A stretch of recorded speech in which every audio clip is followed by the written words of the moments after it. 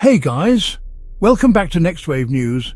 Today we're diving into why tracking sea ice is our planetary early warning system, and how a sudden policy change in the US could make that system less reliable at a pivotal time.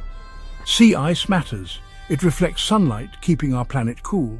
When it melts, oceans absorb more heat, accelerating global warming. It's also a buffer, protecting ice shelves and slowing iceberg breakoff. For decades, US satellites have monitored sea ice extent in both the Arctic and Antarctic.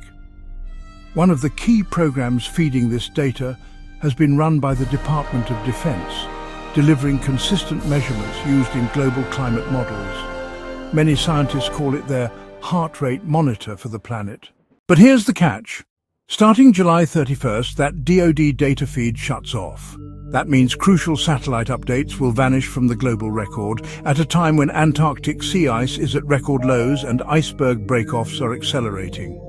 Recent research links record low sea ice in Antarctica to increased iceberg calving, meaning more floating ice breaking off land-based sheets.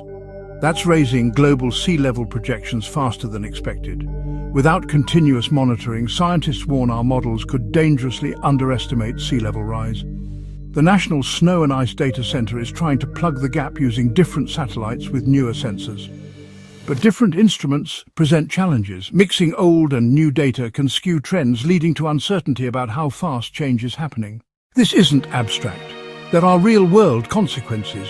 In late 2022, around 7,000 emperor penguin chicks died after the ice they rely on broke up early. That's just one species hit by rapid environmental shifts linked to declining sea ice. Researchers express alarm. This isn't just a data glitch, it's a potential blind spot during a critical climate tipping point. They fear losing continuity in long-term records will undermine climate modeling, predictions and mitigation planning at exactly the wrong moment. The US Navy and Defense Department say they're discontinuing the program due to aging satellites and limited resources.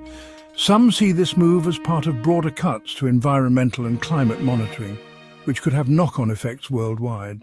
Meanwhile, NOAA and NASA are working to delay or replace the lost data. They're also looking at international satellite assets like Japanese microwave sensors. But experts say it'll take time to integrate those into reliable long-term records. Bottom line, sea ice tracking is a critical early warning system. Losing a major data source now could reduce our ability to predict changes to ice shelves, sea levels, and even polar wildlife, all vital for policy decisions and community planning. What do you think? Should climate data collection be protected from budget cuts and policy shifts? How can the global scientific community handle sudden monitoring gaps? Drop your thoughts in the comments. I'd love to hear your perspective. And if you want more deep dives into climate science and policy, don't forget to subscribe and hit that bell. Thanks for watching. Stay cool out there, and I'll see you in the next one.